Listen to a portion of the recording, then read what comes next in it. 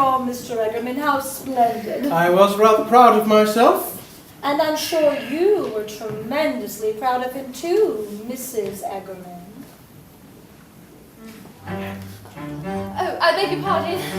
I expect so, although I don't seem to remember much about it. I try not to bore my wife with my dubious victories in the courtroom. How wise you are. I remember when I was her age, anything less than a new dress or a ball or a thrilling piece of gossip bored me to tears. That is the charm of youth. Dear Miss Armstrong, do regale us with more fascinating reminiscences on your remote youth. Charlotte, that's an idiotic remark. A man's youth may be as remote as a dinosaur, Countess, but with a beautiful woman, youth merely accompanies her through the years. Oh, Mr. Aikman, that is too enchanting. And dear, where did you find this simply adorable husband? I'm glad you approve of him. Your father is irresistible. I shall monopolize him the entire weekend. Will you listen to me, dear? Really, he's all yours. Unless, of course, our hostess has other plans for him. I had thought of seducing him into rolling the croquet lawn tomorrow, but I'm sure he'd find the Countess less exhausting. I wouldn't guarantee that. Oh, how these wicked words have passed these lips. Charlotte! Oh, come, Magnus, don't say you're bristling. My husband, Mr. Ackerman, is a veritable porcupine. At the least provocation, he is all spines. Mr. Quills, beware of leading down dangerous paths. I apologize for my wife's behavior, sir. She is not herself tonight. Well, she is this charming when she is not herself, sir. I would be fascinated to meet her when she is. Oh, my champion! May tomorrow find us thigh to thigh, pushing the garden roller in tandem. That would depend on the width of the roller. Miss Armfeld is a stranger to this house. May I ask A if you're stranger, sir? How can you call yourself a stranger to this house? I beg your pardon? I understand from your daughter, madame, that Mr. Eggerman is an old friend of yours, and consequently a frequent visitor to this house. Are you addressing me, sir? Whoever you may be.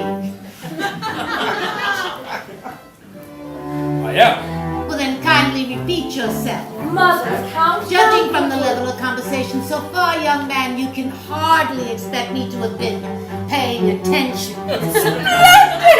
Thrusterect! I shall commandeer that remark and wreak havoc with it at all my husband's regimental dinner parties. Ladies and gentlemen, tonight I am serving you a very special dessert wine. It is from the cellar of the King of the Belgians, who, during a period of intense intimacy, presented me with all the bottles then in existence. The character of its properties are unknown, but it is said to possess the power to open the eyes of even the blindest among us to life.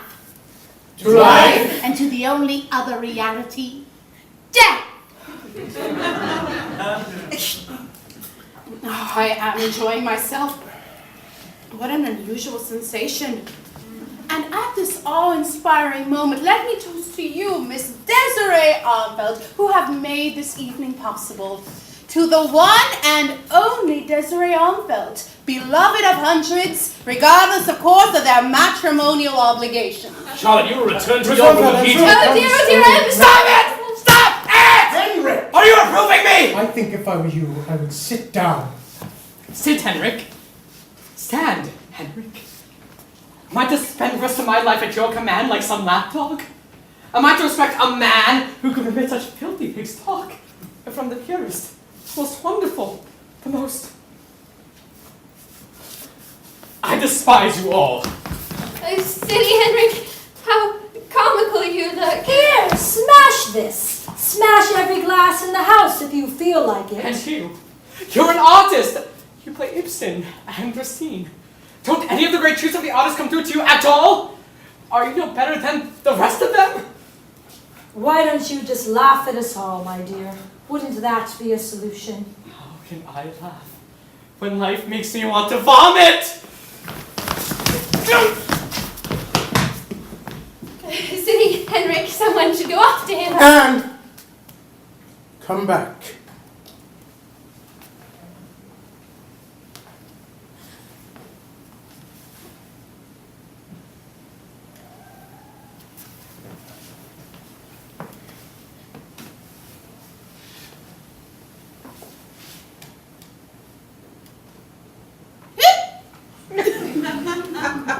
Dear Countess, may I suggest you try holding your breath for a very long time?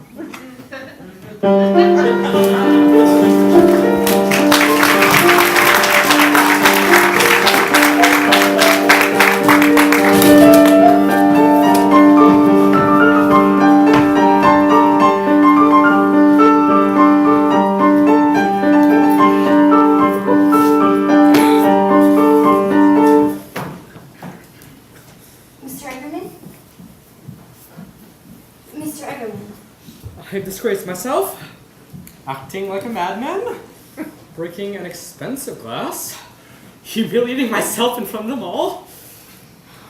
Oh, Mr. Eggerman. They laughed at me. Even Anne, she said, "Silly Henrik, how comical you look." Laughter. How I detest it! Your mother, everyone, just laugh at it all. If all you can do is laugh at the cynicism, the frivolity, the lack of heart, I would rather be dead! Henrik! Oh God, there she is! Henrik, dear! Mr. Eggerman, please don't do anything rash! Oh, Mrs. Eggerman, I'm so terribly worried. Oh, poor dear, what's bad? About Mr. Eggerman! It's Junior, that is. Oh, silly Henrik. I was just coming out to school. Oh, so afraid he may do himself an injury. How delightful it is to be talking to someone younger than myself.